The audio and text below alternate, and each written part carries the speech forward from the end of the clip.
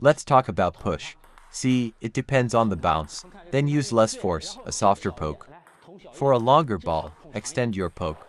This is the push chop stroke. The first thing we need to learn is how to counteract the spin and friction. So when is it easiest to counteract that spin and friction?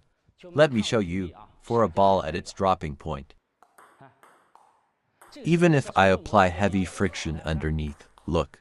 I'm trying hard to counteract the spin here. Doesn't it feel very stiff and difficult? Even if I add more topspin, the ball speed is very slow. So when is the best time to counteract spin? It's during the rising phase. That's when it's easiest to control. Now feel the difference in counteracting spin. Without solid technique, such a fast ball, how would you loop a ball this fast? You wouldn't even get it up. Without the right technique, you can't lift it at all. First key point, the contact timing. Second, I'll share the crucial details with you. First, contact timing. Find the rising phase to push chop. Second is the center of gravity and the backswing. You must push in front of your center of gravity. Forward, in front of you. You cannot pull your arm back to chop. Once you pull back, you lose the contact point. If I pull back, I lose control of the stroke. I must use my center of gravity to push. Watch. Backhand now. Okay, here. Use the center of gravity, forward. Use your body weight and instantly grip the racket to counteract spin. Use the rising point, plus your body weight. Instantly grip and counteract the spin underneath. So to summarize, 1. Contact early. 2. Push with your center of gravity. 3. No big backswing. Third, I'll share another key point with you. To push well, don't pull back, stay in front. Whether you push long or chop long, whether it's short or long, you always shift your weight forward.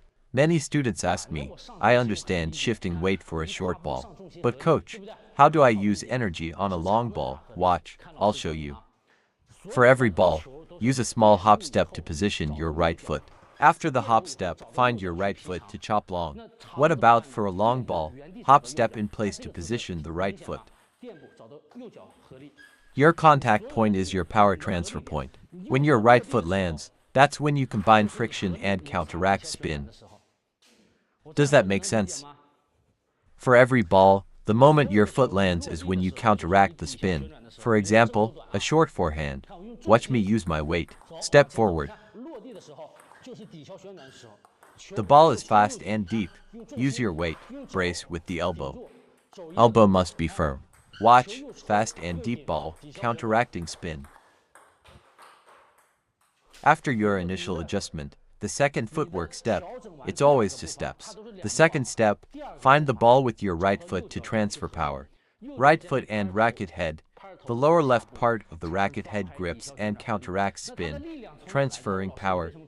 My power comes from the right foot transferring energy. When I push my stomach forward, when the center of gravity moves forward, that's the power. My power source is not from here, friends. Everyone, not this kind of power. My power doesn't come from swinging the arm. My power comes from shifting onto the right foot and using body weight. See how stable it is?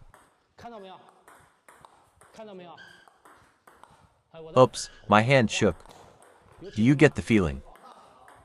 Do you feel it? My power source is when my weight leans forward. When I push forward onto the right toe, that's the power transfer. The power comes from the body weight shift. That's why it's stable.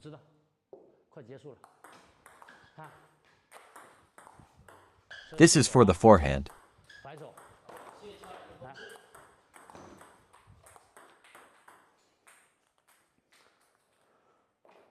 Everyone, the serves we've seen, basically any spin serve can be chopped long. A fast no-spin serve is hard to chop. A heavy topspin kick is hard to chop. Some said they want to see the Penhold style. Right, pretty much all spin serves can be chopped long.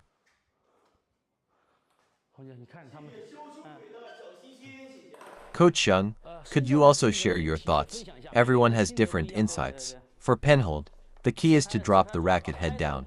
For the backhand side, drop the head down. Don't take a big backswing, keep it in front. Push forward, and after contact, you must grip and stop. Stop it there, right. Grip and stop the racket. Many beginners keep the racket head tucked in, including the forehand. Forehand racket head is behind. This forehand and backhand racket head position is an incorrect grip method. The racket head must point forward, almost like it's leaning forward slightly. Maintain this racket angle, then perform a forward pushing motion with the forearm and elbow. Key point for Penhold. What I shared for Shakehand, the center of gravity principle is the same. My Shakehand chop contact point is the lower left of the racket head. Weight on the toe, lower left racket head. For forehand, lower left is the power transfer point. Coach Shung already explained for Penhold. Don't contact on the side. That's the transfer point. It's here? You know what happens then. Fast and heavy. This way, the ball speed comes off faster. First, show a common mistake. See, I'm using full power, but it's not fast. He's already using max force. Ball speed is very slow. I'm waiting here for it. Coach Shung is already using force. Now watch this one.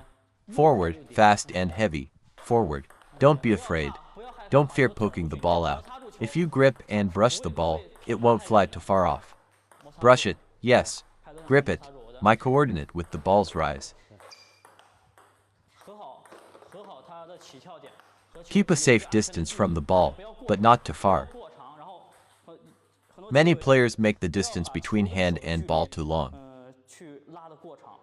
Find a comfortable space to execute the brushing and forward pushing action. Forehand now.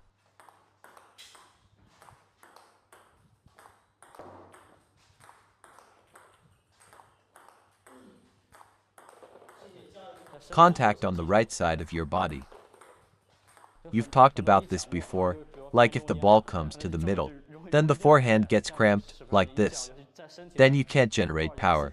That's why we say contact on the what angle? 45-degree angle. You must make space with your body. Let's see the forehand chop contact point. Coach Shung, explain it for everyone. On the right side of your body. The right side, in front of your right leg. Step back, then forward, right leg front. For example, coach, you stand here. Your ready position is here. If I serve to the middle, see what happens if your contact point is wrong. Then it's jammed, straight into the body, doesn't work. See, then you can't push forward. That doesn't work. Yes, create space from the middle, make space. Small side step, then step in. In front right 45 degrees. Let's go, 45 degrees, step in. Let's do one more backhand. Racket head up and forward. Transfer power. Racket head must point forward. Racket head, you see, coach's power transfer point is also on the right toe. Watch his right toe at that moment. That and the racket head connect for power. Right, it's simultaneous.